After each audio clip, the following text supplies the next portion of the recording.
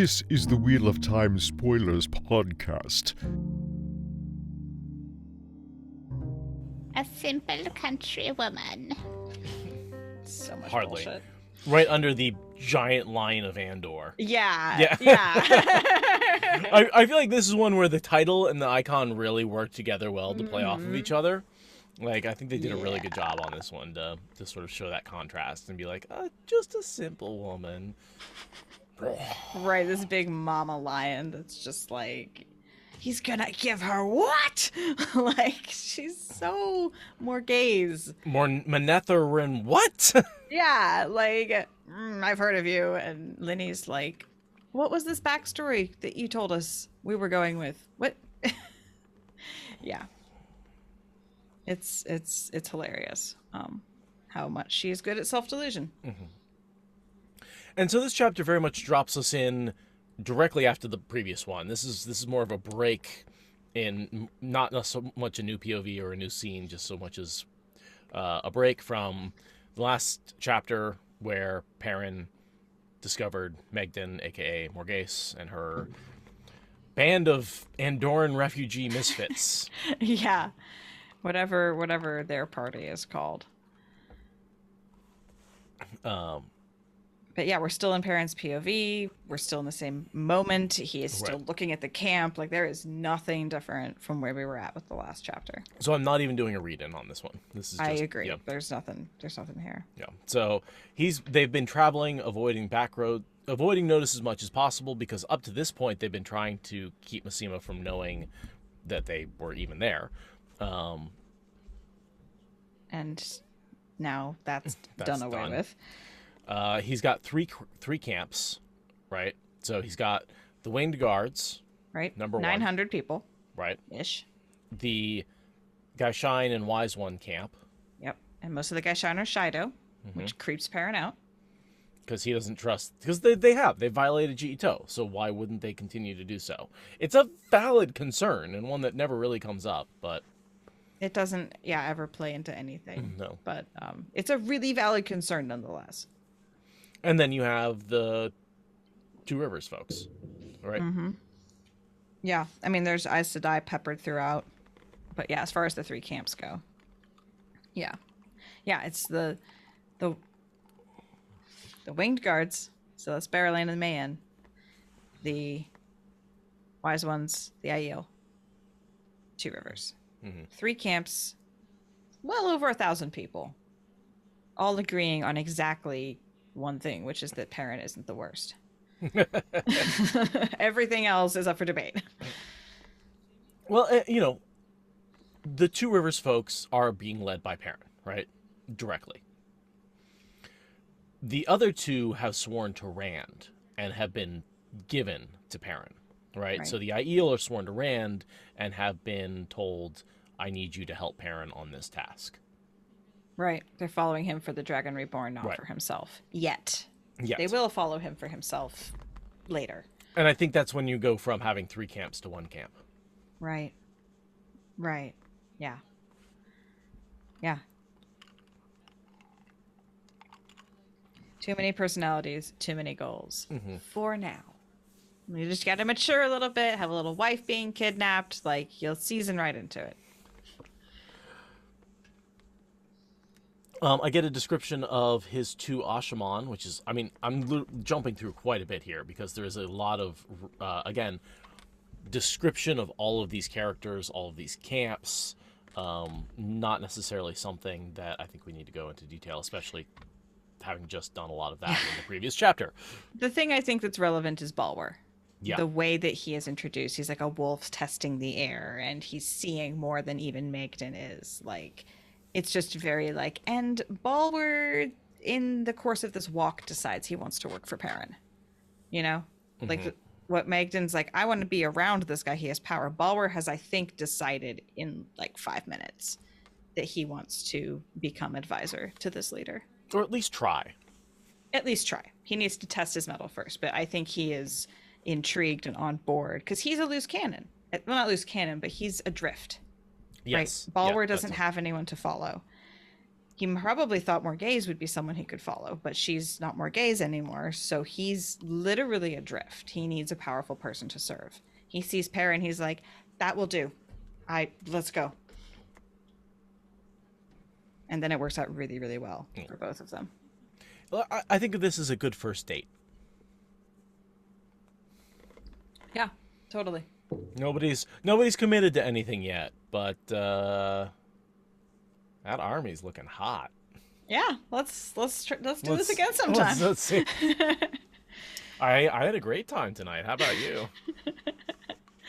Yeah, that's very much what's happening there. But yeah, I agree. We don't need to go through the fact that armies exist and have horses and need food. I don't think maybe a little later I can share my secrets unprotected. Stop.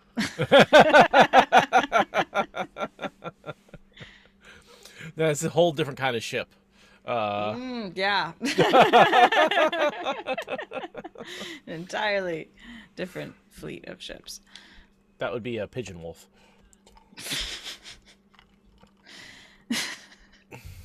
That's just that. I mean, I'm sure it would work for somebody. Wow. So obviously there is not a lot in the beginning of this that we really want to cover. Perrin's grumpy about tents and beds and luxury. He doesn't like glamping. Right. I did think it's interesting that Gillidan was part of Manetheren. I didn't realize that. So I was actually looking at the timeline thing from Amazon that goes with the show. Yeah. And I had never put together how close Gillidan was to the Two Rivers until that map. Mm-hmm. Like literally looking at that map, and they have, not many push pins on the map for you to click on. And I'm like, Gillidan's right there? Like, I never put that together. So yeah, that's it makes sense that it was part of Manetheren. Yeah, I mean, it's right there. And that's the thing is, the Two Rivers is on the edge of Andor, right? It is the last bit of Andor. Well, that means there's something on the right there on the other side, and that something is Gillidan. It's just there's a mountains of mist in the way, so it's very hard to get to from. So, as far as the Two Rivers folks are concerned, it might as well be even further away than Andor, because basically to get to Gillidan, you have to travel through Andor and then around. Right, so until, of course, all of these troubles and people have been dying to come over the hills. Yeah, more desperate people will make the trek when they have less to carry and all of that. And I think we've seen that play out on the southern border here in the U.S., right? Like we've seen as things have become more desperate and as we've seen dictators take over in Southern America, we've seen a flood of refugees coming to the border. And a lot of them are dying to get over the border, despite knowing that that's a very real possibility. And that's what's happening. And that, I was always confused about, I don't understand, if people never came over before to the Two Rivers, why did they start now? And I realized, well, before it was never worth risking death. It wasn't worth it, yeah. But now it is. Mm-hmm. Now so the situation is desperate enough that you will take those odds, and people will die, and enough people will try that some will get through. That's, plenty of real-world examples to explain why it's happening now. Yeah. So that's one of those things that as a kid I didn't really understand, but as I've gotten older and understood politics and refugees and what gets people to move and what creates those sorts of situations, I've had a lot more understanding of people risking their lives in mountainous territories to try and cross into a safer civilization. I had not thought of it in that context, but it works. That makes a lot of sense. Yet another life lesson. The Wheel of Time was feeding to me, even though I didn't realize that there was such a potent real-world connection. Oh my god! It's just there's so much. This is what I love. I go off on these rants, but Jordan built such a realistic world with so many details from our world that he read so much, he studied so much, he knew so much, that he put all these details in that even if it's not necessarily what he was intending, because he built a real world, those details we can create the even larger world behind it that maybe even Jordan wasn't necessarily aware of. Yeah, I just standing ovation every time. Yes, Yeah. that is why his world is one of the best I've ever encountered. And it's why I have no problem making things more modern with relationships when it comes to race and ethnicity and sexuality issues, right? Like, our understanding has changed, but the world is real enough that we can apply that understanding to his real world. Yeah. It's amazing and wonderful, and I love Jordan for it, and it makes me all the happier that I literally have his stuff tattooed into my flesh. It's just like, the harder I dig, the better it gets. So this is good stuff. And again, I apologize for continuing to talk about the TV show, but we are riding a high on that trailer release. It was yesterday. As far as recording goes. Yeah. That was yesterday. It's yeah, the enthusiasm for how good this world is a lot. And we have a video that we made that you can go watch. Yes. And that's where all of our squeeing is. And we are going to restrain ourselves here for the most part. Yeah, quick note, in the middle of a random episode, but we are releasing Wheel of Time TV show content on YouTube. It is not dropping in the podcast feed. So if you want to hear us talk about the TV show, you have to go jump on the visual medium, go to our YouTube channel, which is now monetized. So yes, you're going to have to see some ads to watch that content. Unless you have YouTube Red, which I continue to pay for and continue to love. Just saying. YouTube Premium, whatever the fuck it's called. It's totally worth it, in my opinion. Sweet. But anyway.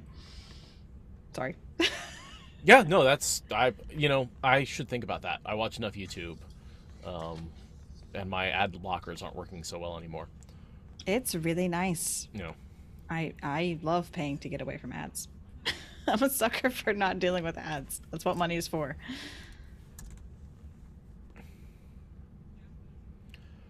But yeah, we have a YouTube channel and you should go check it out. And there are good reasons for that we will announce more properly and coherently, not in the middle of an episode. I don't know. Do we have other reasons? the fucking thing that we have to organize. The books. Oh, that thing, yeah. That thing. Okay. I'm sorry, I know you're referencing that. Let's return to the topic at hand. We are punchy tonight. This is going to take some editing. Yeah. So, we were on the topic of the fact that Gillidan is so close to the Two Rivers, because Two Rivers is right on the edge of where Andor's rule is. And that brings us back to Magdan, who's looking at the Manetheren banner and not happy. Yeah. Because as queen, that's a rebellion within her borders. And she had heard about that. Yeah. That's one of the things that made her speak back against Robin, was hearing about rebellion in the Two Rivers. This is an important piece of news. Perrin raising that banner is literally the trigger that got her away from Ravine. Which is why she's on the road now. And now here. This is Ta'Veren twisting, right? When he's like, oh yeah, Ta'Veren. It's like, yeah, you raised that banner. She rebelled against Forsaken, and now she's here. Yeah. Yeah, it's very important. And Perrin is just like, oh, Alejandro's not going to like it very much. Oh, no. Meanwhile, Magdan is having her entire life warped by the fact that this banner is raised. Right. In a good way, in this case. And he brings up the standard Two Rivers. I guess Morghese was a good queen, but we didn't know anything about, We don't know much about lawful rulers. Yeah, we've never had one of those, which is implying you're an unlawful ruler. Yeah, it's hilarious because it's but you guys have elections for mayor, and you have a women's circle, and you have a village council. You have law and order in the not creepy meaning of that phrase. Dun dun. Yeah, it's hilarious because it's you do have order, you have rules, that govern who is in charge. People aren't really ruled over, though. I guess the Two Rivers is pretty autonomous. Oh, I thought he was just being super sarcastic. Perrin? Sarcastic? Yeah. Perrin's sarcastic a lot. He may be serious, but when someone does, brings up ridiculous, because like he's so practical. So when someone's like brings up a ridiculous, he's like, no, that's not. Sure, yeah, let's just go fly over. I don't know. He's always sarcastic in my head. Okay, well, he seems rather annoyed here. I didn't read sarcasm. It's the dryness, because he's this dry. He would never make fun of somebody, but I can just see him being a little wry, just a little. Mm-hmm. It's really funny if you read it sarcastically. I do enjoy that. That does make Perrin a bit more awesome. But in that vein, there is Desmond's quoting Monty Python in chat. You're the queen? Well, I didn't vote for you. Exactly. Oh man. Yeah. How many times do you think Queen Elizabeth has heard that? Oh, it's got to be in the like tens of thousands. I mean, it's so much. I mean, so much. And probably not all of them quoting Monty Python, ironically. Yeah, well. And you know what's interesting to me is it's been 30 years since these books came out. Queen Elizabeth is still the queen, and yet I'm guessing she was still the inspiration for Queen Morghese. Well, I mean, you've also got Elizabeth I. Sure. Actually, when I say sure, I mean I have no idea what you're talking about. Please explain. Red gold hair, big puffy sleeves, the big collars. The imagery of Queen Elizabeth I is very much who a lot of the fan artists take inspiration from when they're depicting Queen Morghese. The grand blonde with ringlets and a red and white and gold theme. It's impossible not to see it. So there's that.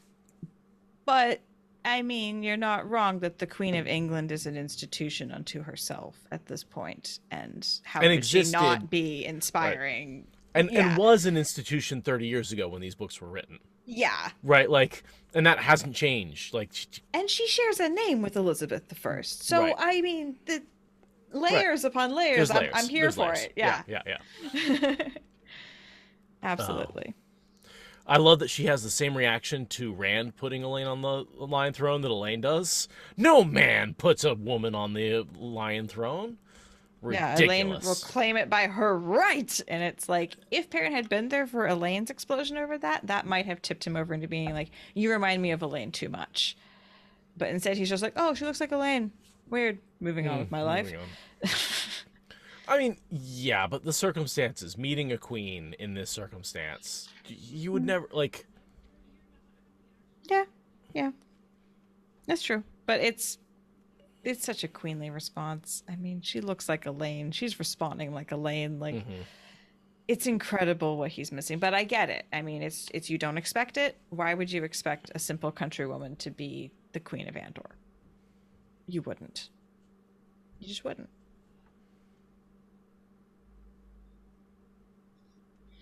And of course, then Lenny comes up and smacks her down. A simple country woman! Smack! Yeah. Because she's trying to keep Migdon's cover. She's like, what the hell are you doing? I thought we had a plan. This is another masterful Kate Redding paragraph. So good. I love her narration for this. If this young lord was at odds with the Morghese, well, everyone knows she's dead.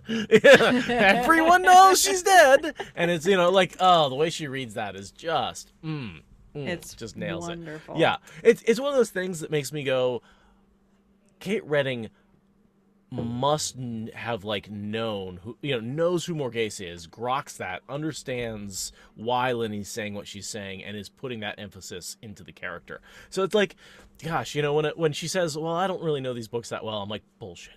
I mean, she doesn't know them well now. No, that's she fair. knew them well then. And I guess part of it is she knows the characters really well without necessarily knowing the books really well. and I feel like she's able to jump into a character and maybe get the tone without even understanding why. Sure. Is there and I feel like that adds so much to her. I feel like that's what being an actor. For me, I've seen a lot of acting. Obviously, I've watched a lot of TV and I've seen a lot of plays. But for me, it's not until actually seeing how much voice actors stripping away all the visuals and just doing the voice and be like, oh, they're putting so much understanding and comprehension and interpretation into that one medium. It helps me understand what acting is and how that can then apply to the visual medium as well, right? Like, yeah, totally. Because I didn't get it looking at acting, but I get it when I hear voice acting. Does that make sense? Yeah. It's simpler. I can distill it down into what they're actually doing and what makes the characters different. No, yeah, that totally makes sense. I mean, I also am quite the consumer of visual acted content. AKA I binge Netflix way too much. Well, I was going to say, we are a couch potato. Hey! But yeah, no, there's definitely something about getting emotion from only one medium that forces you to hear what they're doing in a different way. Speaking of which, Lock and Key on Haven't Netflix. watched it. Season 2 came out. I really do like it. Hmm? I'm not saying it's good. I'm saying I really do like it. Gotcha. Nice. I watch things that are not good that I like. Mm-hmm. That is, yes. It's not bad. It's definitely not bad. It's just, but it's like, it puts magic on TV. It's a hard magic with a very specific set of rules, and so like I really like the way they're able to. It's good fantasy on TV, which I see so rarely, right? Cool. Like I did not enjoy the trailer of it at all, but that's quite the recommendation. But like I said, it's not. It definitely follows the trope of five young kids in a family, like.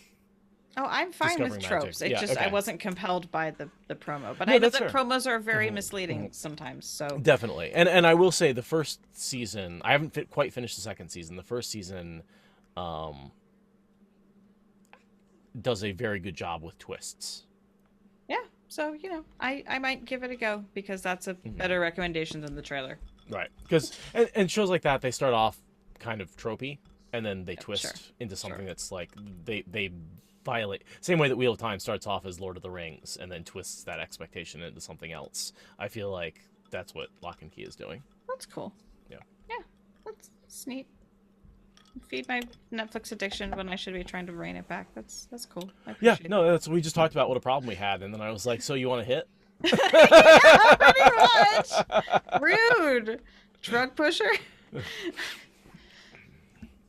Y'all got any more of that Netflix? You got any more of that fantasy? Though I'm not sure if I'm allowed to watch Netflix again. We were supposed to be boycotting it because they're being dumbasses about I forget what because I'm high. I was gonna say you're gonna have to be more specific because they've been dumbasses about a lot lately. No, it was because of the Dave Chappelle special, and then there was a walkout, and then they fired the person organizing the walkout, and I don't know if we're allowed to watch Netflix again. And I have not spent the time to investigate that to have an opinion about it. I'm aware there's a controversy. I don't know anything about it. Yeah, it's pinged on enough different radars that I'm like, well, it's definitely happening. Mm-hmm. But the specifics of it are, I don't have the brain cells. But I did just discover that my mom had renewed our shared Amazon Prime account, so now I have everything on Prime that I haven't been watching because I was not paying for Prime, and I was going to go re-up it for the Wheel of Time show, and turns out my mom's getting it already for us, so now I have all the Amazon stuff I've been deprived of, so I can afford to just ignore Netflix for a while I try to binge my way out of a binge addiction. It's great. Super healthy. I did take Friday off. That Friday. Oh, yeah. November 19th. Oh, yeah, that Friday. Yeah. So, ready to binge. Yeah, I might have like one of my local community meetings like on that afternoon, but I'm like, whatever, it's not coming out till late in the evening anyway. I can go to a meeting. Well, It's is it coming fine. out late on in the evening on Thursday? See, I was trying to look this up and I couldn't Yeah. figure it out. So my understanding is it's Thursday night at midnight Pacific time. Fuck. Well, So, I might need to AKA reschedule that community meeting then. Yeah. Fuck. So it's like, do I stay up till midnight and start watching 3 1-hour episodes and watch them till 3 a.m.? I mean, you're gonna be watching them repeatedly anyhow. Yeah. It's not like this is your only chance to watch them. Like, you can absolutely just watch them until your eyes bleed and lose half the details and then go back and watch them again. It's fine. Yeah, I don't know. I don't know. Yeah. But we should finish this chapter. Oh my honestly. god, we should try. Wow. We should try. There's a lot of pages left in this chapter, isn't there? Okay. Morghese just yelled at him for trying to put Elaine on the throne. And then Kate Redding does an excellent Linny. Mm-hmm. And then, okay, here we're at. Morghese attempts to apologize to Perrin, and it's extremely bad. She's not used to apologizing. Nope. So, and then he turns to Master Gill and, basically shocks everyone, being like, I know who you are. Like, Master Gill, I'd like to talk with you, And Master Gill's like, I'm okay, Perrin. And does that It's little so excuse. intense. Yeah. And here we get this great 2-level conversation where Perrin is basically trying to find out, like, where they came from and what their history is, and being friendly. He's not trying to, Right. like, catch them out. He's just like, hey, How are you doing? how you doing? What's Yeah, up? yeah, what's up? Fancy meeting you Yeah, here. and Master Gill's like, I can't let him know that I'm with the Queen. Oh, crap, I can't let him know I'm with the Queen. What do I do? I'm so worried. Like, this, he's trying to hide everything, and, of course, Linny, again.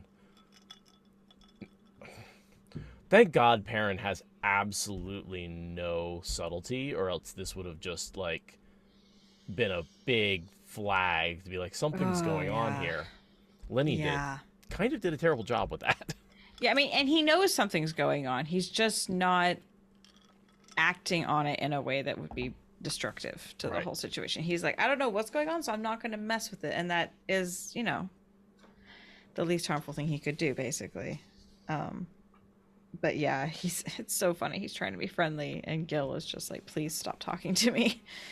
And then Lenny's like changing the plan, and Gil freaks out. Mm-hmm. And meanwhile, Fael has taken the women off to like wash themselves, and like it's just, oh my god. But Lenny's whole situation here is just nonsense. And like Master Girl's like, I was telling the story, and it's physical comedy and it's misdirection and. And I do think he's trying to add some comedy, right? These are his comedic characters. Linny and Master Gill, the silly innkeeper, the dumb bouncer, the nagging babysitter, whatever. Yeah, there's the a better weird word old for woman that The like weird old yells at woman. everybody. Yeah, totally. Like, he's trying to insert some comedy here. It's not my favorite comedy. No, it's yeah. I'm glad that he includes many different kinds of comedy, so there's something for everyone. But this is not one that does it for me, really. There's the typical, Master Gill, please stop calling me Lord Perrin. Of course, Lord Perrin. And like, Right. He gets, And when I just realized, because it's obvious he's a lord, right? This is the thing. Like, he smells like a lord. He walks like a lord. He talks like a lord. He's a Yeah. lord. I just wanted to point out that this was all Michael Kramer in the audiobook. So all of our praise for Kate Redding, we were misspeaking. This is a Perrin POV, so it's Michael who did it.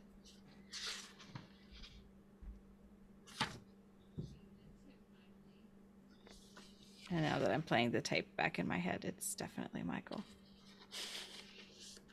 Anyhow, for those of you who were writing emails to us, put down your keyboards. It's fine. Don't call me out like that.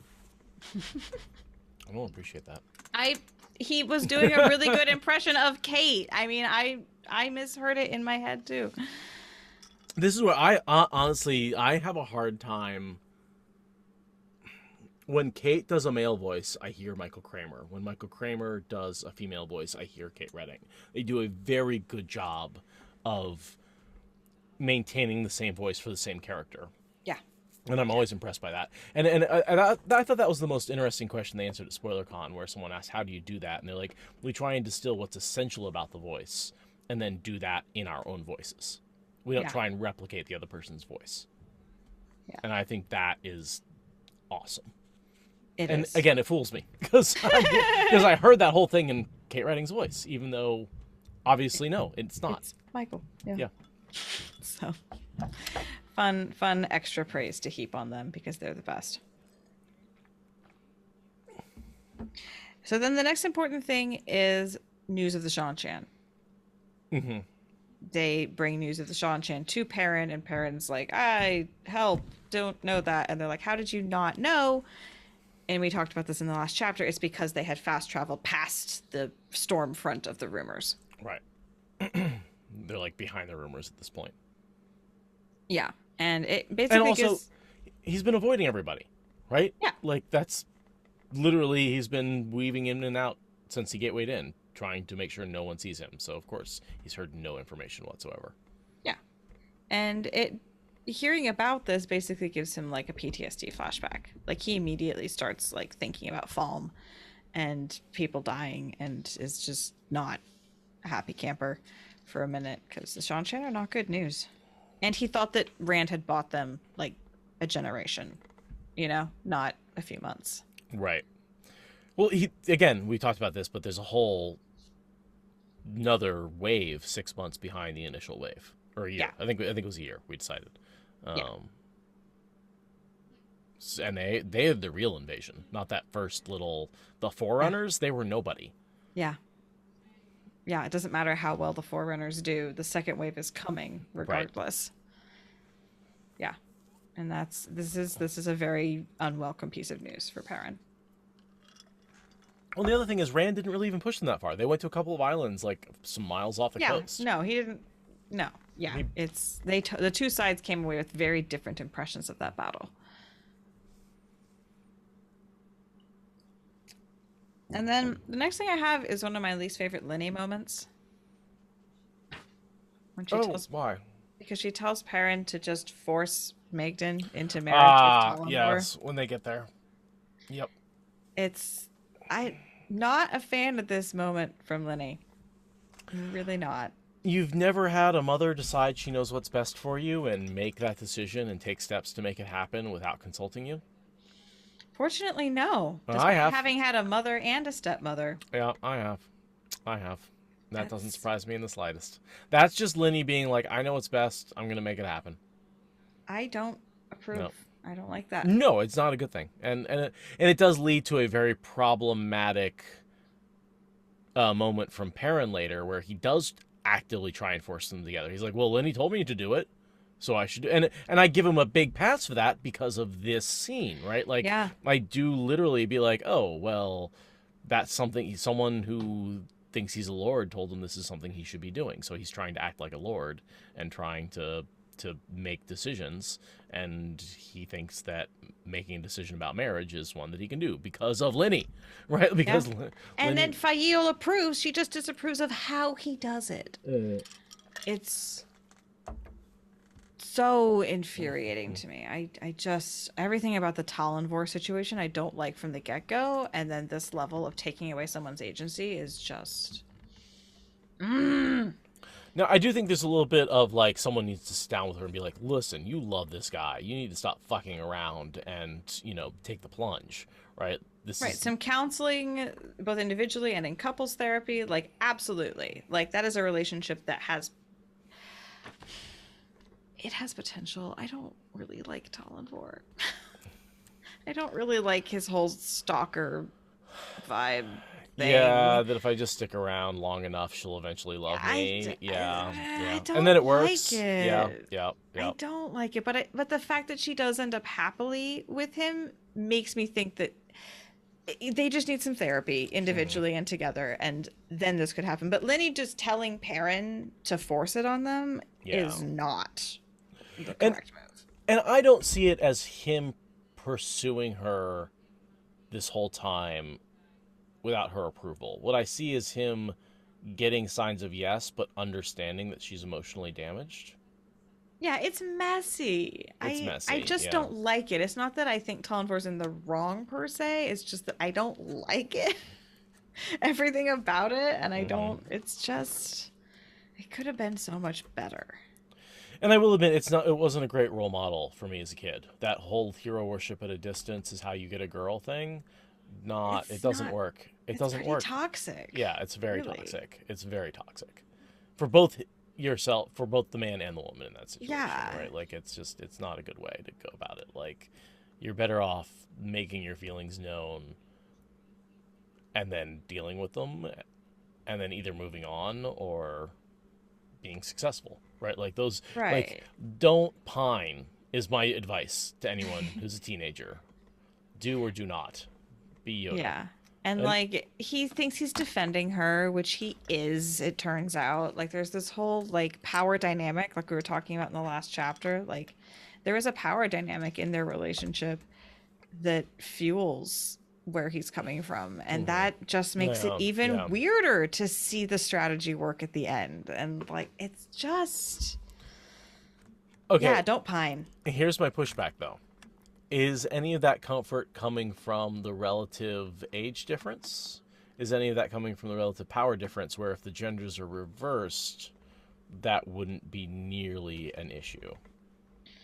I don't think That the age thing bothers me, but man stalking woman is different than woman stalking man in my mhm. subconscious. Yeah. I Even though don't know she's in the more if powerful position. yeah, I don't know if you switch the genders without switching the power position, Right. or if you switch the genders and the power position. Those make very different This is like, yeah, reactions. very different situations. Yeah.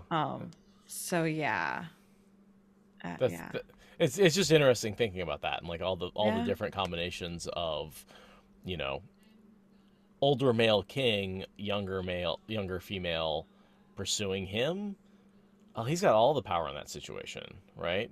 Hmm. But yeah, no. But if you do like, But a young queen being pursued by an older guardsman, yeah, ew. ew, right, Ew. right, like that's that feels very predatory, even though the power is with the queen in that situation, technically.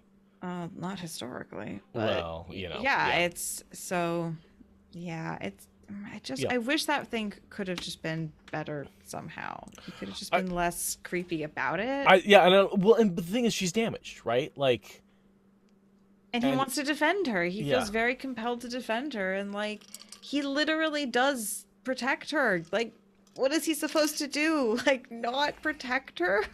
He clearly she needs protecting. Like and there's yeah. no one steps over any lines at any point in It's that very relationship. chivalrous. It's Yeah, got like all that weird like unrequited distance that right. goes with like chivalric sort of romances, and in that respect it's like well it's less creepy because he's not like sniffing her hair or like This feels you like it could know. have been like a Jane Austen subplot, you know? Yeah. Like it And I just feel like feels that's maybe what Jordan was going for. Maybe. right. Maybe, yeah, that maybe he just wanted to include more of those like tiny romance things. I feel like maybe if you read his like Fallon Blood series, maybe it's got a little more of that, like his Mm, like like fantasy romance stuff. maybe. I'm gonna read Super Skylights comment. There's multiple power dynamics going on here. He thinks she is his queen, even though she has renounced the throne still. But he also is better at physical combat than she is, and to her, he is actually her equal right now. But she doesn't want that to be the thing because he's younger than her, so she feels she should have more power than she does. Seems like a pretty good summation. I'm gonna summate the summation and say it's complicated. Like the two Yeah. of them have that status on their Facebook. Like Oh Talon yeah. Morghese are like in a relationship. It's complicated. It's really complicated. But it's not ultimately problematic, it's just complicated. And it's good fodder for people to talk about relationships.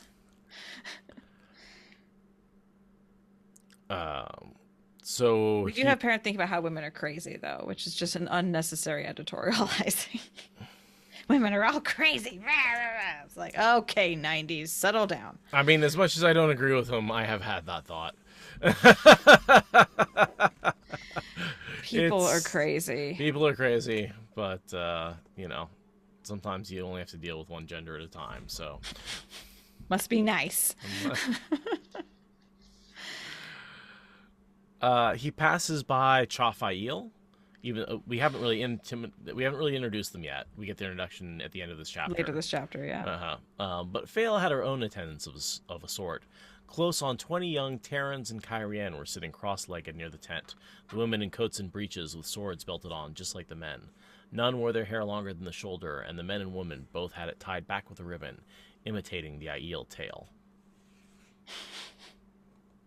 So, and we talked about them quite a bit back in Kyrian, back when she picked them up, and that they would become Ch8. Yeah, they're just hipster kids looking for culture and appropriating where they will. I mean, they're not really appropriating because they're on the losing end of the power dynamic with the Aiel, but you know what I mean. They've got that hipster cultural kleptomania kind of thing going on. They're just really committed to this cosplay. Yeah, but I feel like at some point, Fael takes them and puts them into less of a cosplay. It's like, oh, you want to cosplay it fighting? Here's some weapons and let me train you. Yeah, they are well into that transition by now. Yeah, right. That's fair. Like, and I feel like it completes when Balwer takes them over. Yeah. And I do think the introduction of Balwer to this group and Ch8 as a group is not a coincidence. Mm-hmm. Oh yeah. Jordan is like, I'm putting these two together. Fael and Balwer get along really well for running Perrin's household. That's gonna be smooth as butter with them. It's really interesting. You never see them interact. You only ever see him interact with Perrin, never with Fael. Even though he's running Ch8, who answered directly. She notices stuff he's doing. He notices stuff she's doing. Like they interact through the systems of their domains, and they're like work out a better relationship, and they're both very happy with it. And it's I have to assume there's some conversation between the two of them that's off screen. Yeah, it has to be part of her household management. She probably like meets with him just like the head of every other thing. But yeah, their relationship is cool because we don't see it except through its results, really. But yeah, Ch8, very proud.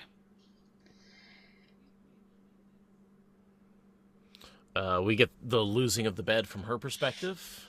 We got it from his perspective last time. We're still in his perspective. Oh. We're still in his perspective. Oh, yeah, sorry. Yeah, she loses. He thinks about losing the bed, which she later then thinks about. Yes. Yeah. Yes. How she knew about it and had to like manage him to not. Yeah. The next thing that I have is Fael and Magdan talking, and then Magdan kind of gets excused, and Fael's like, I really like her. She's super, super cool. I want to take them in service.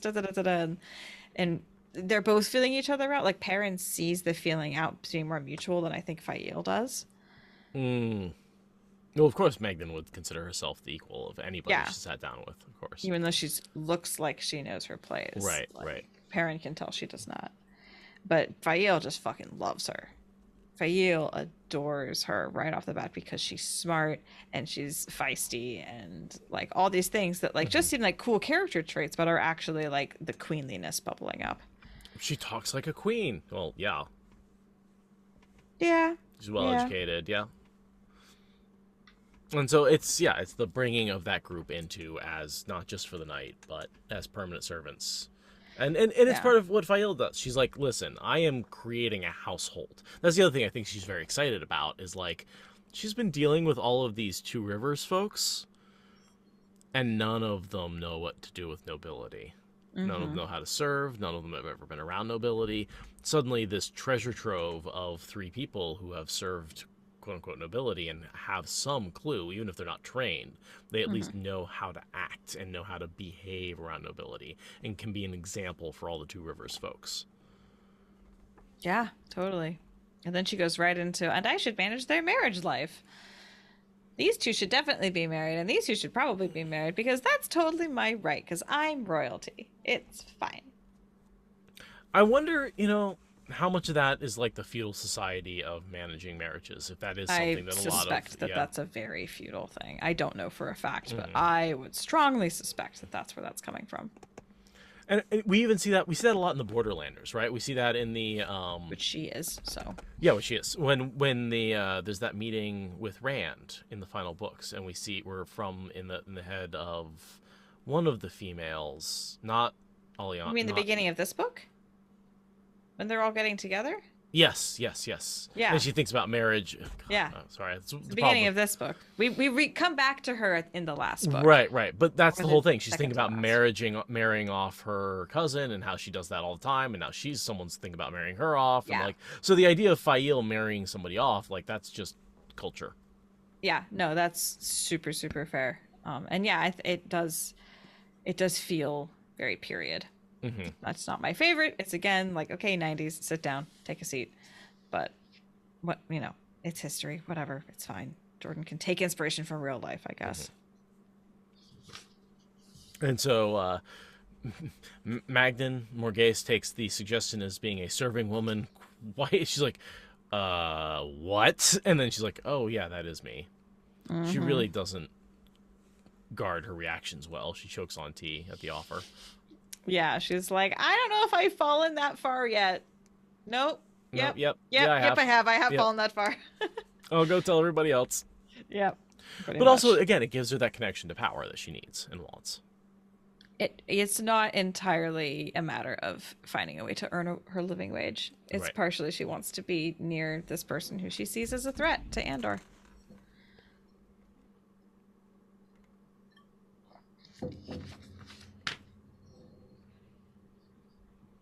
And then we do get some of Perrin being very dry and sarcastic, where he says that the Shan-Chan might be slightly more difficult to tame than Fail, which is adorable. Some excellent flirting. Right. That's what I'm saying. There's some great sarcasm with Perrin. It's not obvious. But it says that he's dry here. It is obvious. It's in black and white. It's dry. But yeah, no, here he is being sarcastic. And it's one of his more clever, sweet moments. Might be a touch more difficult than you. Our sworn enemies with thousands of people might be slightly more difficult than you, my love. That's where he's getting a little bit of the Saldean humor, right? Like, she's proud to be hard to conquer, and he is strong enough to conquer her. That's why she loves him, right? That's the sort of He's starting dynamic. to get it. Yeah. He thinks it's just a joke at this point. He needs to lean in a little harder, but yeah. Yeah, no, I completely agree with that, Reed. And it's nice to see them getting along well for once in the goddamn books.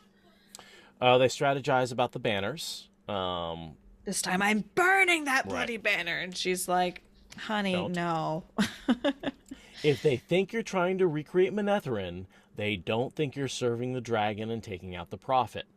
And no one gives a shit about someone trying to recreate a dead country. They do care about the dragon. Right? Like, that's basically what she's saying, is like, pretend you're being an idiot trying to raise up this dead civilization, and that'll be your cover for whatever you're doing for Rand. Yeah, which is clever. It's clever. And then he ends up with kind of ends up with a dead country raised back up again, too. Oops. Oh, wait, my diversionary tactic worked? Yeah. And now I have a country? It's kind of like the producers. But with nation building. And he didn't try to make a horrible country also, which is, different. Which is good, yeah. Well, and that's the problem, right? Like, he can't do anything half-assed. He does everything so well. Perrin is 0 or 60. There's also this line that I am so personally called out by, where Perrin's like, this is a great idea because it makes me look like a dumbass. And Fael says, don't call yourself an idiot, not even sideways like that. You aren't, and I do not like it.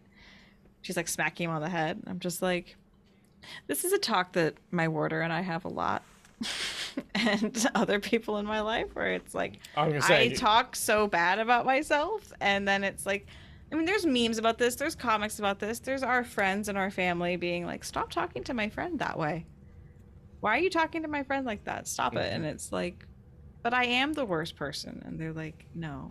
And it's hilarious and sweet to me that it's Fael of all people that is delivering that line, because she's so problematic in so many ways, and then she's right there saying this thing that, like, I need to fucking learn. Every time we sit down to record Broken Earth spoilers, I need to just put that on repeat and blast it into your head, because that's when you have we have had that conversation many, many times before Broken Earth. We're like, I don't know if I can do it. I'm like, you can. You'll be amazing. Just do it. Yeah. Yeah. No, it's try to be nice to yourself because there's people who are friends with you.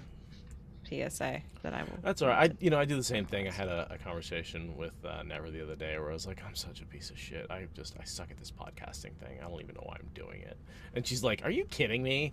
Like, are you kidding me? Mm-hmm. I was like, no. She's like, you're being a dumbass. Yeah, no, it's a great little shame spiral that we've built for ourselves, It's and I don't know why so many of us are so good at it, but we are, and it's silly. There's a cultural aspect to it, I think. Fair, and also birds of a feather flock together. Yeah, is totally. part of it as well. Right. We get along well with people who speak this language. I think there's a certain amount of we've dealt with that sort of anxiety by reading these books. Also, that. Yeah. Yeah. So the treatment has also been the same. Mm-hmm. Yes. Imposter syndrome. Yeah, that's a big part of it. Imposter syndrome, but also just like by being a perfectionist, nothing you make is ever good enough. Ever. Because like you can always see a flaw in something. I do this with my food as well when I'm cooking, right? There's always, if I'd only taken this off a little earlier or left it on a little longer, or because there's always everything's either overcooked or undercooked. Yeah, like you can always true. pick one or the other. My mother-in-law is like that as well. Every meal is served with an apology. Yep, that's for me. how it's just like, this is some of the most amazing, delicious, wonderful food I've ever had, and you're serving it with, I'm so sorry, it's this and it's that, and it's. Yep. Every meal I've ever served comes with an ingredient I either should have added or a temperature I should have maintained, and an apology. Yeah. Yep. It's so annoying. It's really annoying, and I hate it. So yeah, we should stop calling ourselves idiots, even sideways like that. Yeah. Yep. We should. Fael thinks so. So, okay, here's a reference. Oleander won't be a bit of trouble for Perrin Golden Eyes. That bird is good as Neda's husband. So, reference to the hawk earlier that got the pigeon. Oh! It's fucking Fael being ready to snatch Oleander out of her fucking palace.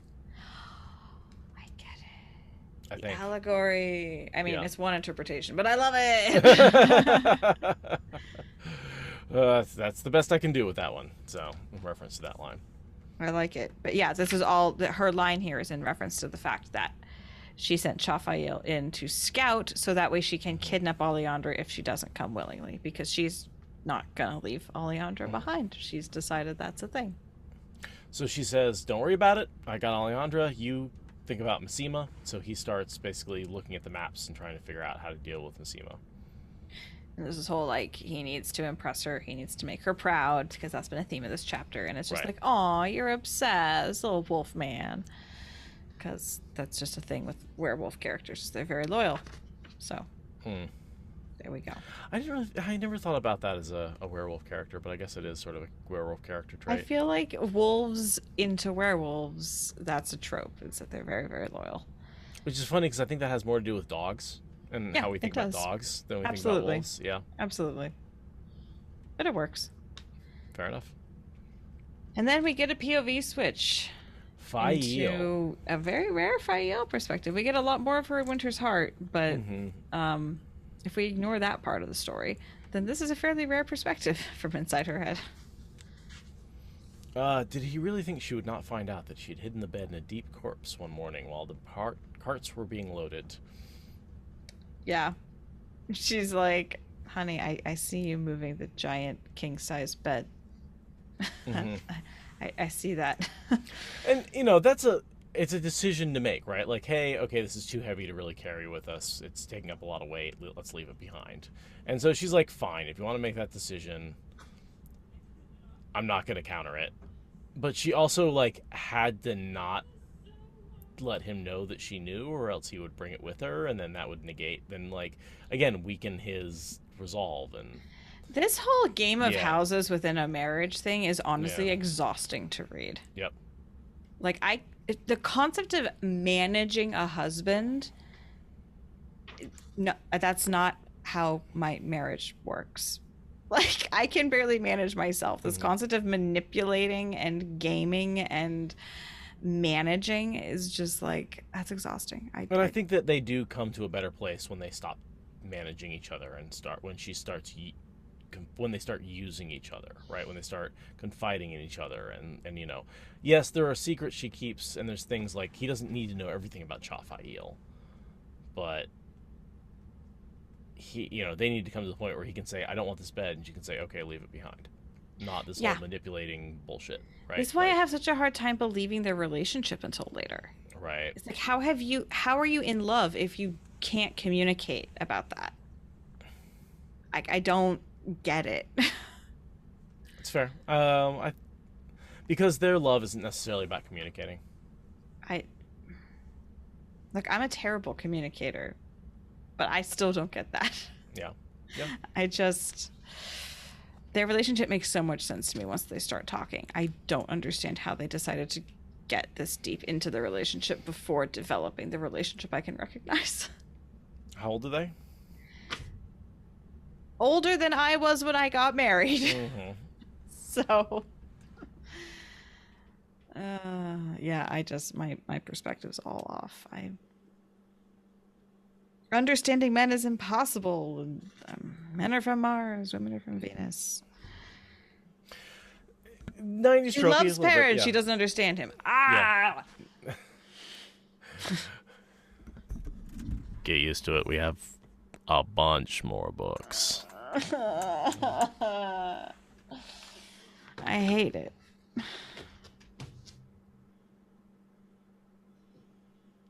You ready to dig into it, though? Yes. I do feel like we get a bit of a description about what she wants. He was or at least what she's used to. He was so unlike anyone she had grown up with. He never swaggered, and instead of laughing at himself, he was modest. And I do feel like that to me has helped, that line helped me understand what she wants out of a man more than anything else. And not necessarily what she wants, but what she expects and what is weird to her. This, like, not being able to take a compliment, right? Like, that's weird to her. Yeah. She's used to someone who's, if he killed, if he was at Dumai's Wells, he'd be like, I killed 100 Aiel with my axe, and I saved the Dragon Reborn, and and that's how he would gain support. And she's like, what are you doing? Why are you? He's like, no, I just helped out at Dumai's Wells. She's like, what?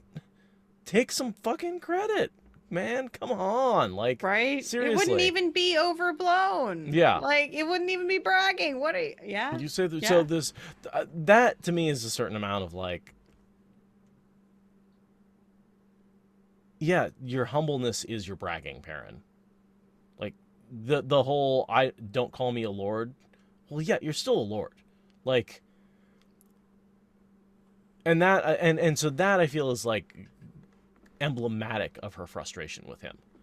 Is this, like, stop denying reality. You're a lord. Mm-hmm. Mm-hmm. Yeah.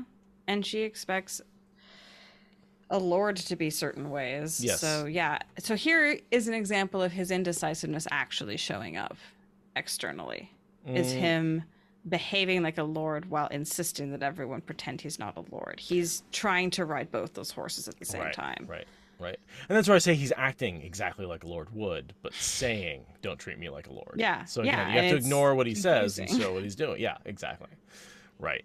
And that's where I think Fael's frustration comes, is this whole, like, what he says doesn't match up with what he's doing.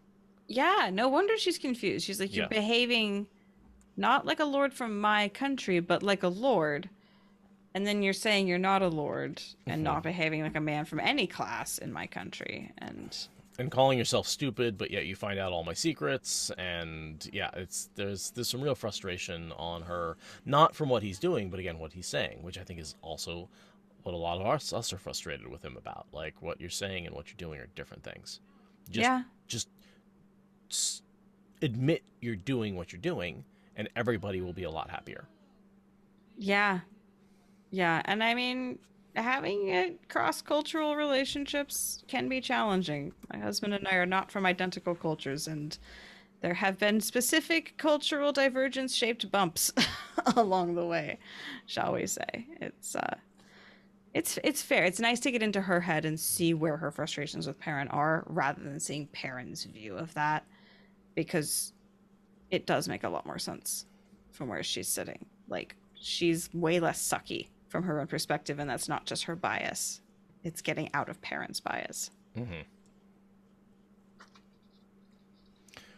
So she's creeping out of camp to meet with Ch8. She notices a cool breeze. Oh, yeah. I missed that. Yeah. It's not really relevant, but No. she notices it. She notices it. Yeah, of course, that's where he's going to put it in, though, in places where it's not relevant. Yeah. But yeah, she sneaks out. She sneaks out, passes by Magden and folks, and I think she's trying to sneak by them, and she snaps a twig, and when they turn and look at her, she's like, "Yes, you're doing well. Just checking up on you. Go to sleep. Don't stay up too late." I'm so then walks. kind. I'm so kind. Look at how kindly I am. But she's entirely trying to sneak by them, and only has to make up an excuse on the spot when they see her. Yeah, it's hilarious. And they're all trying to decide, like, do we take off in the middle of the night? And she's like, "It's fine, peons, you're good." And they're like, "Okay, go. Right. Well, I mean, I think they're settling in. I think they're just discussing their future because they've agreed to be. No, they are arguing about if they're gonna stay. Okay. Because Talonvor is gesticulating wildly. He wants to Magden go. has just told them we're staying, and he is like, "The fuck we are." Right. Yeah. And she even notices the clothes again, being like, "Those are not the right clothes for servants unless they were really beloved. It's dress fit for a queen on that one there." Must be a great servant. Yeah. She's an awful servant. Awful servant. She has to learn how to servant. So what she's actually doing is she is meeting her spies, her Ch8 that she sent into town to figure out what's going on and basically report on the status of the town. Doing recon. We're doing recon, yeah. And it's basically the town is isolated, in trouble, no one's on the streets, there's no commerce, everyone's scared of the prophet, the queen is powerless. And we've seen Alejandra. That was where she knelt to the prophet, she gave him all the jewels. That was from Nynaeve's POV, where she's like, "What are you doing?" And he's like, "She's surviving." And that was with Uno. Yeah. And that was a long time ago. And so things have not gotten better for her. No. And this is the first place where we get the name Ch8 and kind of a description of their society, but we've been talking about them like we know who they are and what they're doing this whole time. But this is where the term actually comes up. This is Ch8, the Falcon's Talon.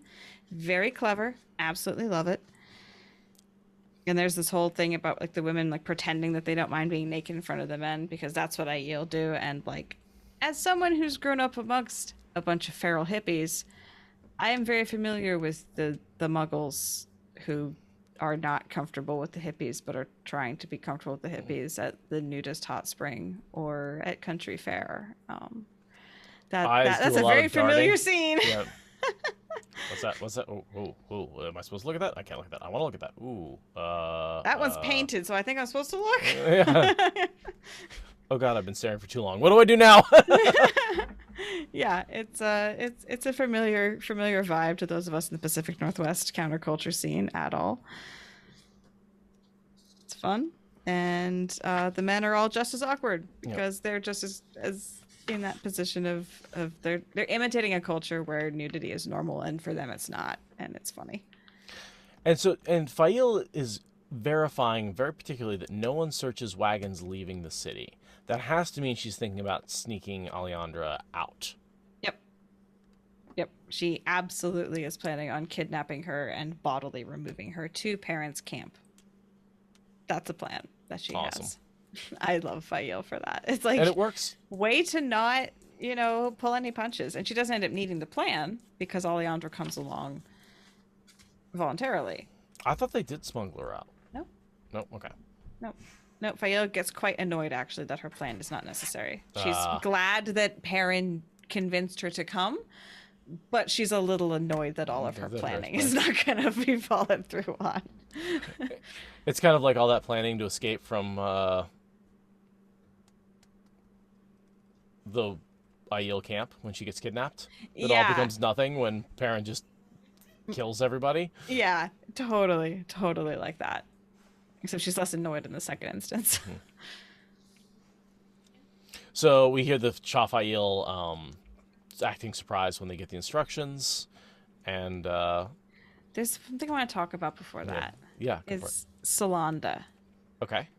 Solanda had something extra, a steadiness, as if she had already faced the worst fear of her life and nothing could ever be that bad again. Remember where we saw Solanda before? Wasn't she the one who was forced with Rand? Yeah. Yeah, and She was the one we actually saw that Colivert was pushing forward. Right. She was the only one of a stream, but she's the one that we saw Rand be like, I can channel, you know. Yeah. I'm going to take you swimming with the power. Ugh. And like, she was absolutely terrified.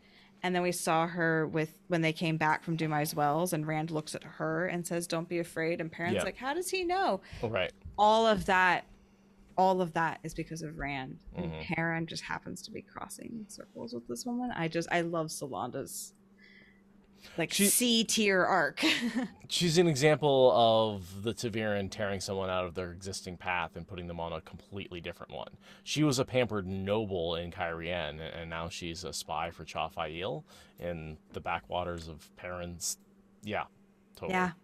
Yeah. She's the dragon breaks all bonds, all of that, and she was put through this traumatizing experience that has led to her becoming a new kind of person, and it's great. It's a fun story to track in the background. And that's the end of Fael's POV. She sends them off, and we switch to a Morghese POV, Which is very rare. Yeah. We get a couple of them to sort of scattered throughout to because, we pick her up. I think we got one in Amadecia, right? I think we maybe even got two, because there's one before Niall dies and one after. Yeah. And we get her escape as well. So this might be this is probably the fourth or fifth Morghese POV. Yeah. They're rare, but they're not unknown. There's like 2 or 3 more, I think, before the end. Yeah, but this is when you get into she's not Morghese, she is Megden. This is where you get that conversation where she's trying to convince herself that she's Megden. Not very good at that, is she? Not yet. Not really ever, in my opinion. And Dorlane is the name of an estate, is that the estate that Elaine just exploded her way into? Oh, it might be. I kind of think it is, but I'm not sure because I forgot to look it up. I'm sorry.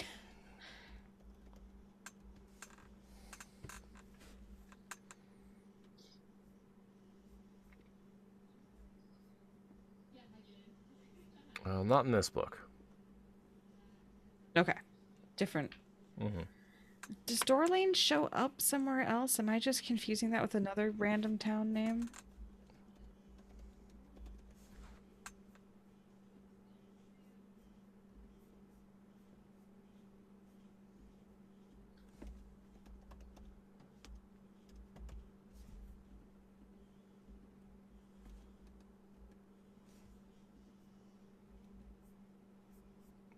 I got nothing.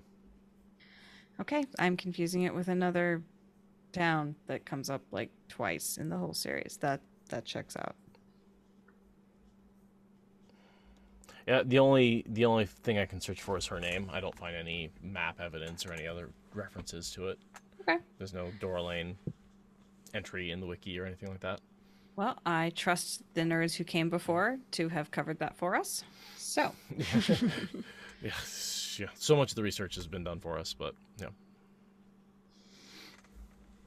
So she thinks condescendingly about how Fael is got good material in her to be worked with. And then Talonbor, entering service. What are you up to? And don't tell me that nonsense about making a new life. I don't believe it. Nobody does. She was just telling herself that, and it's like, wow. No, I completely believe that, because she's not about starting a new life. She's trying to find a new source of power and influence it. But she doesn't know that about herself. No. She believes her own bullshit, which is a problem because it is bullshit. It is bullshit. But she believes it. Because if she was just starting a new life as a T server, that would be better for her. It ends up being a great thing for her when she's able to submit and surrender to life under the Ch8. That it's healing for her because she's not doing it here. She's not submitting and starting a new life here. But she will beat you into submission herself to make you agree. Which is why their relationship is not a relationship.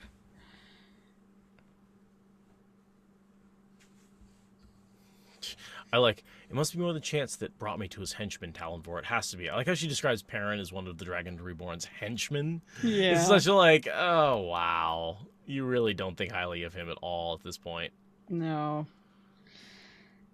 it's, yeah.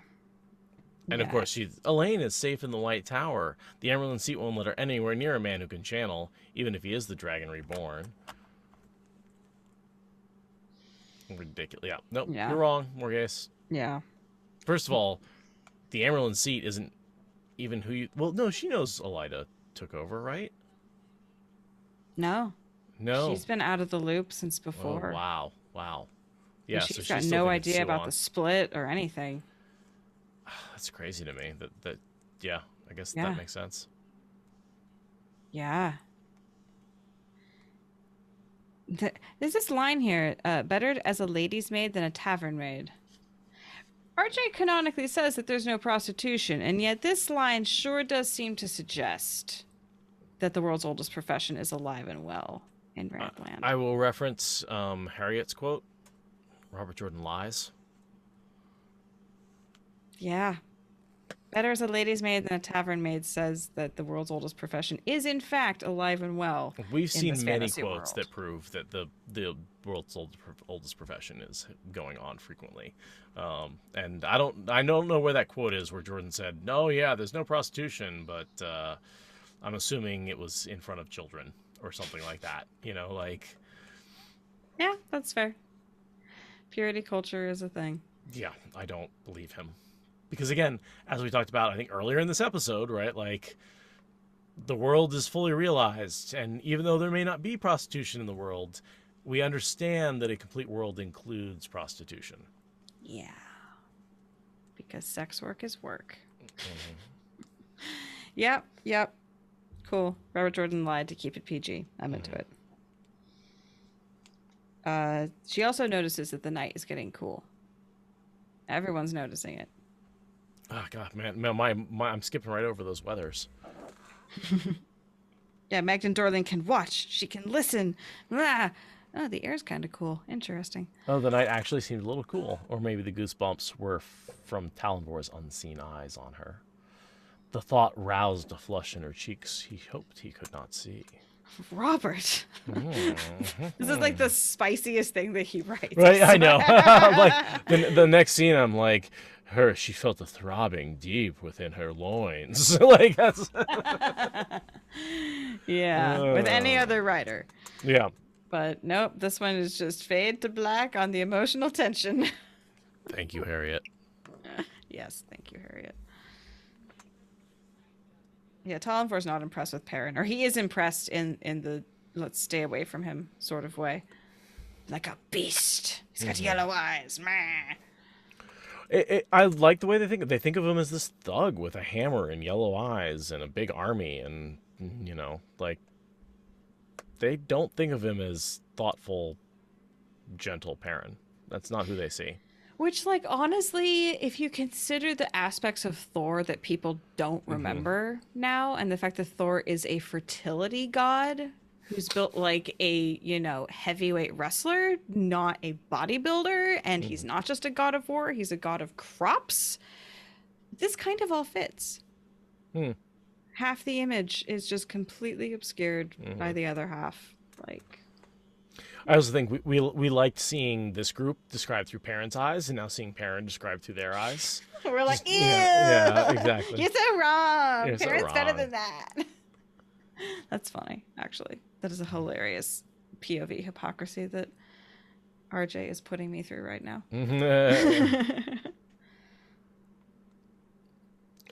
So they do that whole tell me to go and I will leave and never look back. And she doesn't say go. So he's like, I hold a flame deep in my heart that one day you will accept me as a man and a woman, and together we can have a wonderful relationship and babies. And oh my God, and I hate it. Yeah, it's just, it's romance. It's a bad romance novel. You never said go, so I hold a hope in my heart. Like, if you had said go, I would have given up hope, but I still would have followed you because I can never give up following you. Yeah. I'm just like, all right, play me a fiddle. Just stop. This is just I've already seen Downton Abbey. That is enough. Right. Of that for one lifetime. But like, I really do feel like he's referencing like Jane Austen, and like I feel like he's like this is the English, this is their ridiculous drama, this is how they do it. I'm gonna reenact it here. You know, this very low tier plot that nobody cares about, and I'm just gonna have my little. Oh, it's so. Should have named Talonvor Heathcliff, and maybe named her Catherine. It's so much. It's so much. I mean, it's kind of adorable that he's able to fit that entire genre vignette into this larger high fantasy thing. It's kind of impressive. And that's what it feels like he does. It feels like he's writing this little like vignette story in like a different genre inside the fantasy world. It's kind of impressive, honestly. Yeah. The more I think about it, the more I'm like, he did a really good job at making this feel out of place and out of time and other. Part of me hates it, and part of me is like, but good on you. It's a trip. And then she goes to bed and thinks desperately about Talonvor. It's an identity crisis. She's just undergoing a multifaceted identity crisis, and there's hormones being involved, which doesn't help anyway. Right. When sleep finally came, she could still feel the pressure of his lips on her eyelids. Sexy. I mean, it does make one get a little aflutter. Yeah, you should have missed yourself a little bit. Yeah. I got the vapors. Yeah. No, it's... I'm reading it. Like you said, it's not my favorite romance, but it is I think when people are like, Jordan doesn't write romance, I'm like, yeah, he does. He writes romance better when the characters are held apart. Yeah. The more they're held apart, the better the romance writing is, I think. Unless you do it too much, and then you end up with an Elaine Rand situation, where it's like, wait, what? Do they even know each other? Why are they in love again? Moraine and Tom. Yeah. Which, I mean, that one's almost... Well, I don't know. We don't need to get into a whole discussion about how masterful or confusing that relationship is. For that, there was more of a flirting, and then, like, I feel like with Morgace and Tom, that's two old people.